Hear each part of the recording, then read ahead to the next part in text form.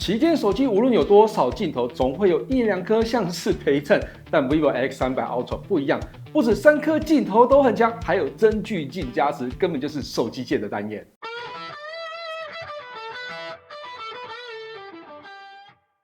嗨，大家好，我是 Kissplay。大家期待很久的 vivo X300 Ultra 终于正式在台湾开卖，这也是 vivo 首次将 Ultra 版本推向国际市场。很多喜欢手机摄影的朋友，终于合乎原本使用习惯的版本可以入手，这是最让人兴奋的地方。不只是因为它终于来了，而是 vivo X300 Ultra 这台手机的定位非常的明确。首先就是从超广角主镜头到长焦，每一颗都有很高的完成度，而且还加入全新的200mm、400mm 两颗增距镜，整体给人的感觉已经不是单纯手机拍照强不强的问题，而是想把整套行动影像创作往更接近相机的方向前进。这次的实测会从拍照、录影、AI 创作功能，还有硬体效能这样的项目来去进行。那我们就开始吧。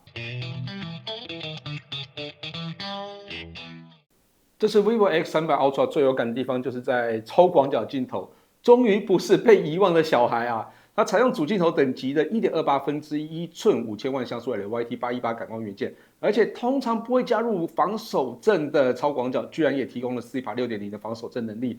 当然，主镜头跟长焦望远也都是超越目前旗舰机的水准，都是采用2亿像素大尺寸感光元件，防手震等级也达到了 CIPA 6.5，还有 CIPA 7.0这样的规格，让你在不同的焦段应用上有更广泛的选择。那实拍效果如何呢？我们直接看照片。先来看超广角，14mm 光学焦距日拍部分，色彩表现非常的吸睛，细节也相当的优异，光影层次也都有好好的呈现出来。夜拍的部分，高光抑制表现很好，色彩也相当的讨喜，细节也非常的丰富，果然是主镜头等级的感光元件该有的表现。28mm 数位焦距日夜拍表现几乎就跟14mm 相当啊，只有锐利度稍微降了一点点，但依然是非常优异的表现，可以弥补主镜头拉到35mm 的空缺哦。那接着我们看一下主镜头。35mm 光学焦距的日拍，色彩表现跟超广角相当的接近，细节跟光影感都很丰富。逆光拍摄的 HDR 效果很自然依然可以表现出层次感。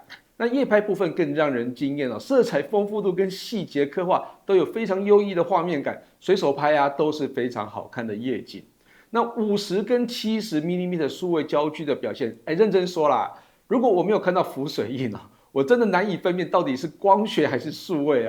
基本上从35到70mm 的表现都非常的一致，相当好拍那加上35mm 的焦距跟人眼的视角非常的接近，拍摄时比起23mm 要好用非常的多。那潜望长焦的部分呢，85mm 日拍细节跟色彩同样很精彩像是初次见面难以靠近的小猫，都可以利用更长的光学镜头来捕捉动态。夜拍也不在话下，灯光光线外溢控制非常的好让照片纯净度大幅提升，色彩跟细节都相当的优异那数位长焦在大感光元件跟 AI 的挹注下，日拍甚至可以到700mm， 都有很好的细节跟锐利度。那夜拍呢，差不多可以到500mm， 也有不错的表现。如果要比较扎实的画质建议可以在这个范围内拍摄。当然，超过我建议的范围，也是有可以接受的表现但是画质就比较松散一些，数位感也比较重一点。那长焦微距的部分没有独立的拍照模式，预设也没有出现要到拍摄中的更多功能才会看得到。你也可以透过编辑把微距拉到快捷按键，会比较容易使用。那实拍部分发现，虽然拍摄画质跟 X300 Pro 的差异并不是很大，但拍摄成功率似乎比 X300 Pro 要好一些，这应该是防手震达到 CIPA 7.0 所带来的优势。人像拍摄部分，脸部修饰跟背景虚化非常的自然，另外加上了具备12条光谱通道的蓝图原色镜头，加上原本感应器上的 RGB 3个通道，即使是咖啡厅中的黄光，甚至是复杂的灯色，都可以拍出更贴近真实的色彩。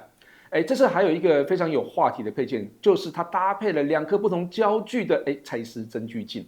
200mm G2 有着3度的 OIS 光学防手震，加上只有153公克，非常的好带好拍。而 400mm G2 Ultra 同样有着3度的 OIS 光学防手震，更适合拍摄生态。不过我们今天就简单说明，实拍部分我会再开另外一集来分享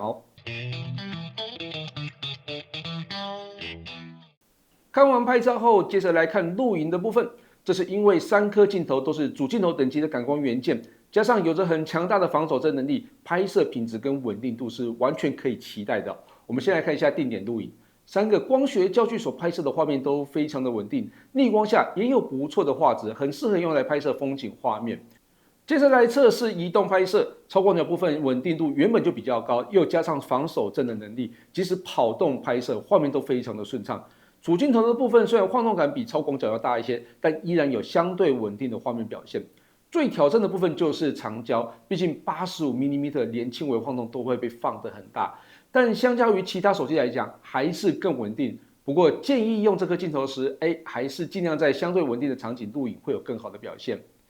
对了，这次 X300 Ultra 不只可以录制 log 档，还可以汇入 LUT 档案，直接在手机上调色。拍摄时也能预览色彩的风格表现，里面还内建2组 LUT 档，直接来让大家看看风格哦。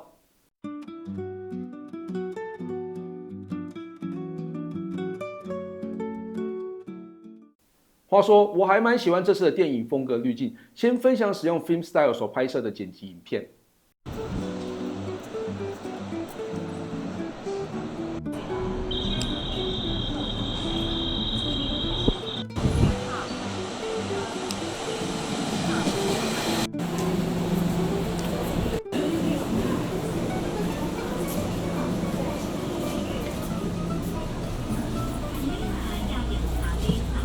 FilmStyle 2.4:1的宽荧幕比例，加上底片的颗粒感，就很像老电影里面的画面。大家不知道喜不喜欢这个风格哦？接着我们来看一下 Film Look。Film Look 比较强调橘色跟蓝色，我觉得相当的文青哦，很有文青感。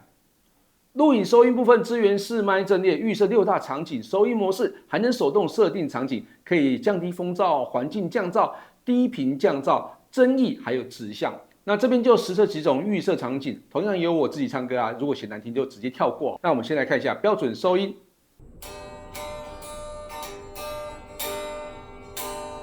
If a picture paints 1,000 words, then why can't I paint you? 标准收音以前指向，并降低风声，还有部分的低频啊，环境音的收录也算是完整的。接着我们来看一下演唱会歌声模式。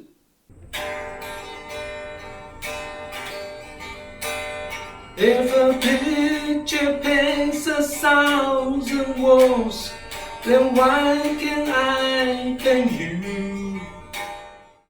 演唱会歌声模式同样消除部分低频，但消除风声会容易影响到音质，所以它就没有拿掉了哦。那我们接着来看一下演唱会氛围。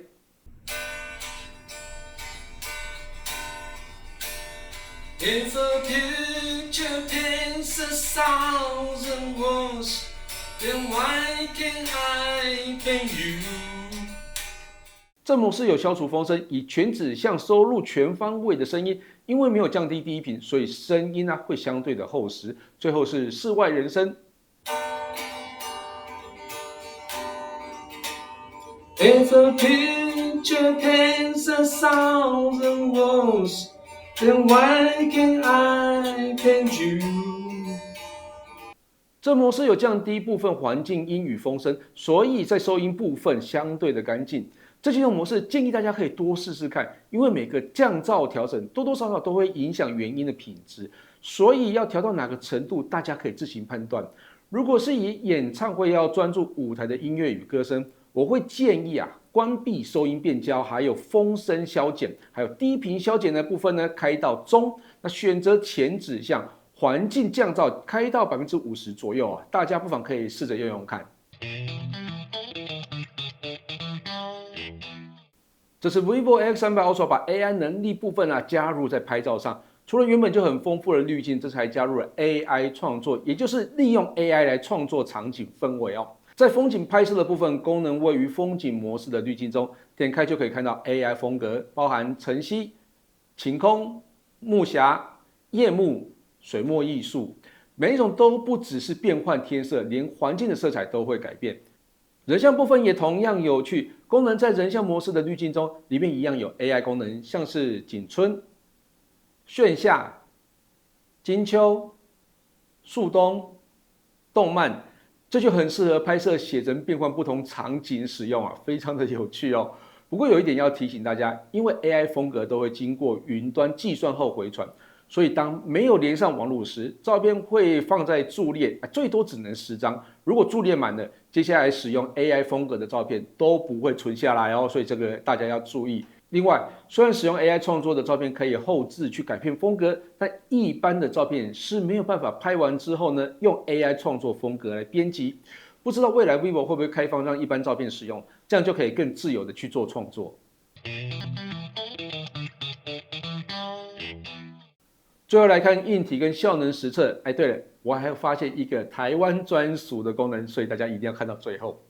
这是 vivo X300 Ultra 搭载的是 Snapdragon 8 Elite Gen 5，透过安兔兔在室温下跑分，得到397万分的高分，整体的温度最高只有到 41.7 度，无论是温控或是效能都非常的优异。电力部分搭载6600毫安时的电池，在萤幕亮度 50%， 开启 WiFi 功能，效能设定均衡模式，透过 PCMark 工作 3.0 实测，续航达到21小时哦。无论是在电池容量或是省电控制上，都有很好的表现。充电部分提供100瓦有线快充，实测30分钟可以由 20% 充到 90%， 换算大约充进4620毫安时的电量，效率非常的好。另外还提供40瓦的无线快充，更方便日常的使用哦。萤幕部分搭载 6.82 寸 2K 解析度4等边框全平面 AMOLED 显示器，最高支援144赫兹的更新率，这也是目前旗舰级的水准。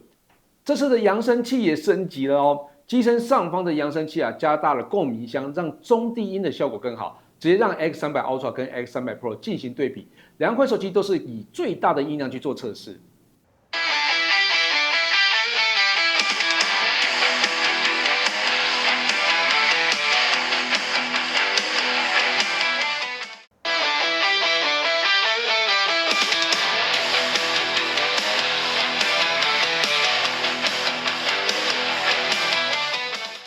测试后，大家可以发现 X300 Pro 最大的音量达到 78.5 分贝 ，X300 Ultra 达到 77.9 分贝，差异并不会太大。但在声音层次跟中低音下潜的表现上 ，X300 Ultra 明显更为优异哦。这个现场听其实会更有感觉，所以大家可以到体验店去听一下。那接着要分享小彩蛋啦，测试时刚好遇到更新，没想到居然在 Google 钱包中发现了 iPass， 也就是一卡通。虽然实测时还没有办法启用，但没有意外的话，开卖后应该就会有这个功能了吧？也就是搭捷运、搭公车就会更方便。虽然我之前有测过 X100 Ultra 跟 X200 Ultra， 但都不是国际版本，顶多用来拍照，日常使用还是有一些卡关啦。但这次 X300 Ultra 正式开放国际版后，终于可以真正在日常生活中使用。实测体验拍照录影部分，无论是对比 X200 Ultra 或是 X300 Pro， 都有一种完全进入下一世代的感觉。我觉得喜欢拍照录影的朋友一定要到体验店玩玩看啦，一定会超乎大家的想象。以上就是 vivo X300 Ultra 的实测体验，感谢大家收看这期节目，希望大家有喜欢这次的内容。如果有任何建议或问题，也欢迎留言让我知道。我是 Kissplay， 我们下次见喽，拜拜。